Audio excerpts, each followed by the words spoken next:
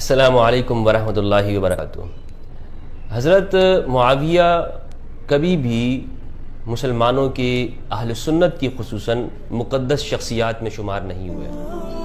اگر آپ اس پر بات کریں کہ ہمارا جو اسلامک لٹریچر ہے یا اسلامک ہسٹری ہے اور اس ہسٹری کو لکھنے والے جو بڑے بڑے اہل سنت علماء ہیں ان کے لٹریچر کو اگر آپ اسٹڈی کریں تو انہوں نے بھی کبھی حضرت معاویہ کو وہ حیثیت نہیں دی کہ جس سے یہ معلوم ہو کہ یہ ہمارے اہل سنت کے اکابرین میں سے یا بڑوں میں سے، بلکہ ان اہل سنت اکابرین اور ہسٹری لکھنے والوں نے معاویہ کو بغات اور باغیوں میں شامل کیا۔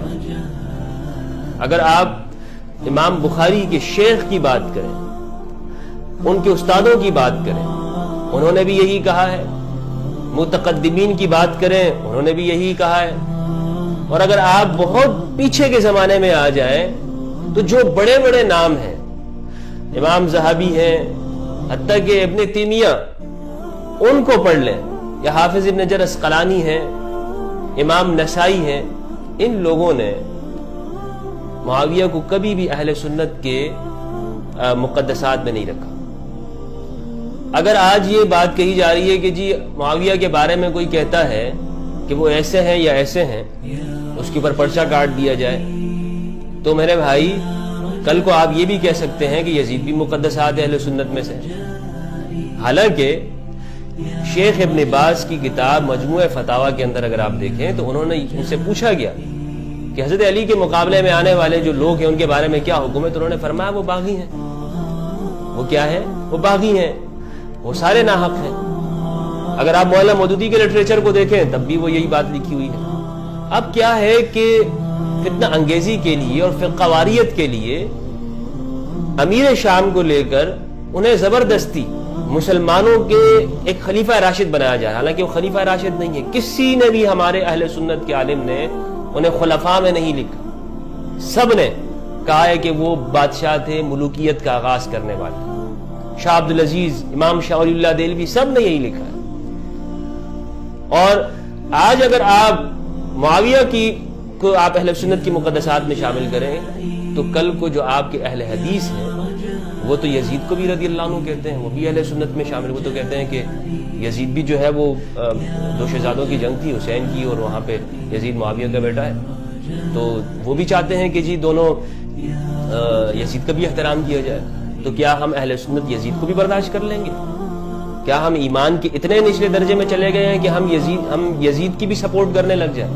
جیسا کہ آج کل آوازیں آ رہی ہیں یزید کی سپورٹ کی جا رہی ہے، یہ محرم کے ایام کے اندر یزید رضی اللہ عنہ کے نعرے لگائے جاتے ہیں۔ یہ نہ سنیت ہے نہ اسلام ہے، ظالم ظالم ہی ہے، ظالم کو ظالم کہنا ہی حسینیت ہے اور اسلام ہے۔ جو شخص ظالموں میں جا کے کھڑا ہو جاتا ہے اس کا کوئی مذہب قبول نہیں ہے۔ تو یہ ایک فتنہ ہے کہ جس میں زبردستی اہل سنت کے اندر مقدسات میں اضافہ کیا جا رہا ہے۔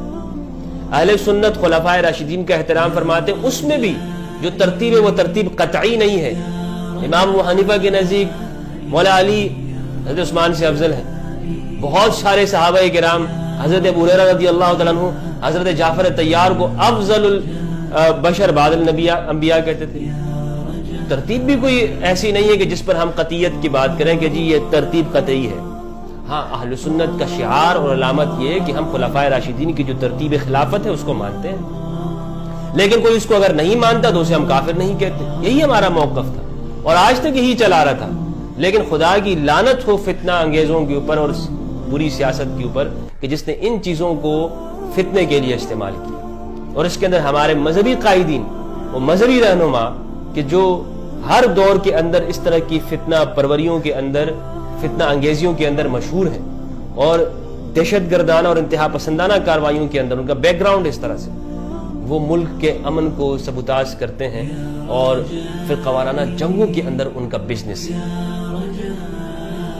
تو الغرض کہنے کا مقصد یہ ہے کہ اہل السنت والجماعت جسے کہا جاتا ہے، ان کا نظریہ یہی ہے کہ خلفائے راشدین وہ اہل سنت کی شعار و علامت ہیں، اس کے بعد جو خلفائے بنو امیہ ہیں یا بنو عباس ہیں وہ محض ایک خلیفے تھے، حکمران تھے، ان میں سے کچھ اچھے بھی تھے اور کچھ برے بھی تھے۔ اچھوں کی مثال جیسے عمر بن عبدالعزیز، پوری امت ان کا احترام کرتی ہے۔ مولا علی پر جو رسم حضرت معاویہ نے جاری کی تھی گالیاں دینے کی، جو کہ صحیح مسلم کے اندر ہے، امر معاویہ سعد بن ابی وقاص کہ معاویہ نے سعد بن ابی وقاص کو حکم دیا کہ آپ گالیاں کیوں نہیں دیتے ہو علی کو؟ تو انہوں نے کہا کہ میں 3-4 وجوہات کے اوپر گالیاں نہیں دیتا ہوں۔ تو یہ پوری صحیح مسلم کی حدیث ہے، وہ اس پر مجھ سے بات کرنا چاہتا ہے تو میں اس کے لیے بات کرنے کو تیار ہوں۔ انہوں نے گالیوں کا آغاز کیا۔ حضرت عمر بن عبدالعزیز جو کہ اموی خلیفہ ہیں رضی اللہ تعالیٰ عنہ، انہوں نے اس بدعت کو ختم کر دیا۔ گالیاں اور تبرہ کا آغاز تو امویوں نے شروع کیا اہل بیت کے اوپر۔ اہل بیت خاندان تو گالیاں دینے والا نہیں تھا۔ شاہ اسماعیل شہید سے کسی نے پوچھا، بلکہ ان کی بات ہوئی تو انہوں نے کہا کہ الحمدللہ ہم اہل سنت وہ گالیاں نہیں دیتے ہیں، ہم علی والے ہیں، اور جو دیگر لوگ ہیں وہ گالیاں دیتے ہیں خلفائے راشدین کو تو وہ معاویہ والے ہوئے۔ اہل سنت کا شعار اور طریقہ یہ ہے کہ ہم صحابہ کرام کی جو ہے وہ ان کا احترام کرتے ہیں، ان میں سے کسی کی بے ادبی نہیں کرتے، لیکن ظالم کو ہم صحابیت میں شامل نہیں کرتے۔ یہ بھی ہمارے اکابرین کا جو ہے وہ طریقہ رہا۔ اللہ تعالی ہم سب کو حق سچ سمجھنے کی توفیق عطا فرمائے اور سچائی کو پہچاننے کی توفیق دے۔ والسلام علیکم ورحمۃ اللہ۔